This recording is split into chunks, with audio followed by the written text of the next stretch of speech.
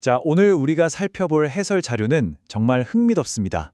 오늘은 단순히 오래된 종교 텍스트를 읽고 넘어가는 게 아니거든요. 요한복음 20장 19절에서 23절까지의 이 유명한 장면을 아주 급진적이고 철학적인 하나의 거대한 사건으로 완전히 해부해 볼 겁니다.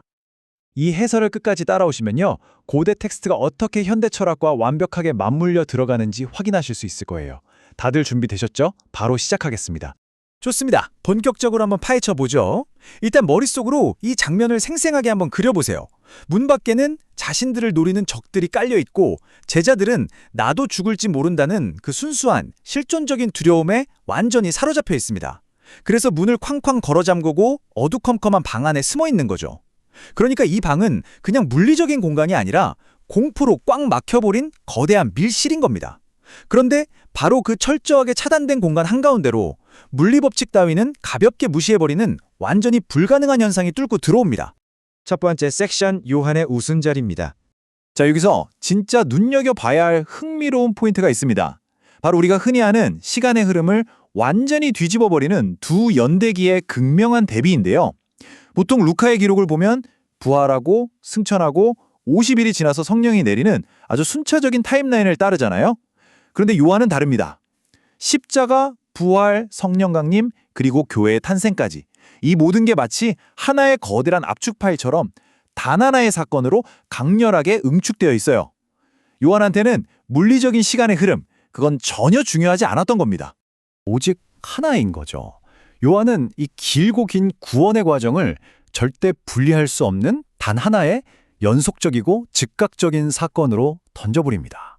이렇게 거대하게 압축을 해버리니까 제자들이 벌벌 떨며 숨어있던 그 두려움의 밀실이 단순히 순서를 기다리는 대기실이 아니라 완전히 새로운 세계가 폭발해버리는 이른바 그라운드 제로가 되어버리는 겁니다. 두 번째 섹션, 새로운 창조의 숨결로 넘어가 보겠습니다. 그럼 대체 이 엄청난 폭발을 일으킨 촉매제가 뭐였을까요? 그건 바로 어떤 말이나 언어가 아니라 아주 물리적이고 촉각적인 행위였습니다. 숨을 불어넣었다. 고대 그리스어로 에네프세센이라는 단어가 쓰였는데요. 사실 이 단어는 성경 전체를 통틀어도 엄청나게 희귀한 단어거든요. 근데 딱 한 곳, 창세기에서 하느님이 흙으로 빚은 아담의 코에 생명의 숨을 불어넣을 때 정확히 이 단어가 쓰였습니다. 그 말은 즉, 이 순간이 그냥 신기한 기적이 아니라 말 그대로 창세기의 그 순간을 거울처럼 비추는 새로운 창조가 일어나는 순간이라는 걸 아주 의도적으로 보여주는 거죠. 프랑스의 철학자 미셸 앙리는 이 경이로운 순간을 가리켜서 생명의 자기 감동이라고 불렀습니다. 그러니까 이 숨결은 그냥 훅 불고 지나가는 바람이나 공기가 아니에요. 하느님의 그 본래적이고 펄떡펄떡 살아있는 생명의 에너지가 상처입고 유한한 인간의 육체 속으로 다이렉트로 흘러 들어가는 겁니다. 아주 물리적이고 생생한 신성한 생명의 전수 과정인 거죠.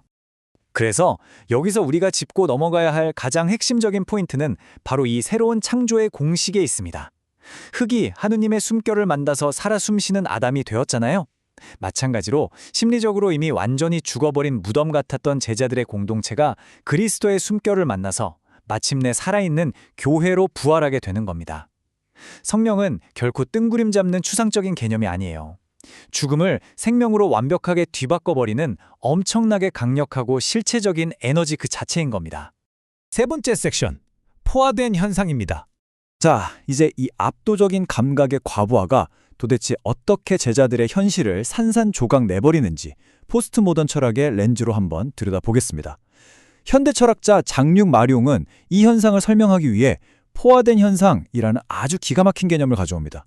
이게 뭐냐면요, 어떤 사건이 우리의 감각이나 이성이 도저히 감당할 수 있는 용량을 초과해버려서 인간의 인식체계가 아예 셧다운되고 완전히 압도되어 버리는 거대한 상태를 말하는 겁니다. 그럼 이 포화된 현상이 일어날 때 우리 인간의 인식은 어떻게 될까요? 그냥 멍해질까요? 아니요. 빛과 생명의 그 폭발적인 은총이 제자들의 인간적인 인식, 실존적인 한계, 그리고 그 밀실에 굳게 닫힌 문까지 말 그대로 와장창 산산조각을 내버립니다. 제자들은 더 이상 구석에서 덜덜 떠는 수동적 관찰자로 남아있을 수가 없게 되는 거죠. 이 거대한 현상이 그들을 진실을 외치는 능동적 증인으로 아주 강제적으로 업그레이드 시켜버립니다. 마룡이 이 철학이 좀 어렵게 들릴 수도 있지만 텍스트의 생생한 묘사를 보면 확 와닿습니다. 철저하게 비언어적인 커뮤니케이션, 즉 파라랑 가주가 등장하거든요. 피부에 직접 닿는 생생한 숨결의 촉감, 그리고 죽음의 흔적이었던 그 끔찍한 상처가 오히려 가장 영광스럽고 압도적인 실제의 기호로 눈앞에 딱 제시됩니다. 그 어떤 100마디 말보다도 훨씬 더 직관적이고 압도적인 감각적 진실인 셈이죠. 네 번째 섹션, 불가능한 용서입니다. 이렇게 인식이 포화되고 새로운 창조가 일어난 뒤에 이 엄청난 사건의 결과로 주어지는 게 있습니다. 바로 죄를 용서하는 권한인데요. 프랑스의 철학자 자크 데리다는 용서를 가리켜서 불가능한 것의 경험이라고 정의했습니다. 이거 정말 날카로운 통찰 아닌가요? 데리다의 관점에서 보면 우리 인간의 알량한 힘만으로는 타인의 깊은 죄를 진정으로 용서한다는 건 사실상 불가능에 가깝거든요. 그러니까 진정한 용서라는 기적이 일어나려면 우리가 앞서 봤던 그 압도적이고 초자연적인 성령의 힘이 반드시 개입해야만 한다는 뜻입니다. 여기서 데리다의 철학은 에마뉴엘 레비나스의 사상과 아주 자연스럽게 연결됩니다. 레비나스는 우리 인간이 타인에 대해서 무한한 책임을 지고 있다고 봤거든요. 근데 솔직히 생각해보세요. 그 무거운 책임을 우리 스스로 어떻게 다 감당하겠습니까? 절대 못하죠.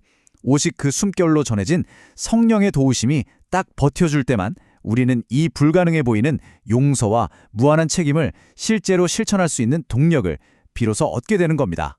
마지막 5번째 섹션, 두려움에서 파견으로입니다. 이 모든 철학적이고 신학적인 폭발, 이 거대한 사건의 최종 목적지는요, 밀실 안이 아닙니다. 바로 밀실 바깥을 향해 뻗어가는 궤적이죠. 텍스트에서 평화가 너희와 함께라는 말이 계속 반복되는데요. 이게 그냥 겁먹은 사람들 토닥여주려는 괜찮아 진정해 이런 가벼운 인사말이 아닙니다. 여기서 말하는 평화, 즉 샬롬은요, 깨져버린 관계와 우주의 질서가 완벽하게 회복되는 아주 역동적이고 실제적인 상태를 말합니다. 숨막히던 밀실 안의 공기를 완전히 뒤집어버리는 엄청난 선언인 거예요.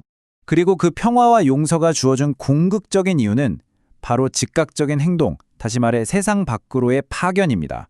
고대 그리스어로 펜포, 보낸다는 뜻이죠. 성령을 받고 그 불가능한 용서의 기적을 직접 경험한 사람들은 이제 결코 그 안전한 방 안에 숨어 머물러 있을 수가 없습니다. 그 생명의 숨결이 그들을 밀실 밖, 저 거친 세상 속으로 강렬하게 밀어내버리는 강력한 추진력이 되는 겁니다. 이 놀라운 사건 단 하나로 인해 발생한 완벽한 실존적 반전을 한번 비교해 보시죠. 성령 이전에는 어땠죠? 두려움에 갇혀서 꽁꽁 숨어 지내는 수동적인 관찰자였고 깊은 죄책감에 짓눌려 있었습니다. 하지만 성령이 휩쓸고 간 이후 이들은 평화를 얻고 세상 밖으로 파견되며 능동적인 증인으로 완전히 거듭납니다. 게다가 인간이 힘으론 절대 불가능해 보였던 그 용서를 직접 실천하게 되죠. 그야말로 심리적으로나 실존적으로 180도 완전히 뒤바뀐 완벽한 역전극입니다. 오늘 우리가 함께 파헤쳐본 이 해설은 결국 우리 자신에게 아주 묵직한 질문 하나를 던지면서 끝을 맺습니다. 만약 진정한 용서와 회복이 내 힘만으로는 도저히 불가능한 것이라면 지금 여러분의 삶 속에는 어떤 문이 그렇게 굳게 잠겨 있습니까? 여러분의 삶에서 그 압도적인 포화된 현상과 새로운 생명의 숨결이 거칠게 뚫고 들어오기만을 간절히 기다리고 있는 그 닫힌 밀실은 대체 어디입니까? 이 질문을 각자의 마음속에 깊이 던져보시길 바라면서 오늘의 해설은 여기서 마무리하겠습니다. 이 생각의 여정이 여러분께 깊은 통찰을 남겼기를 바랍니다.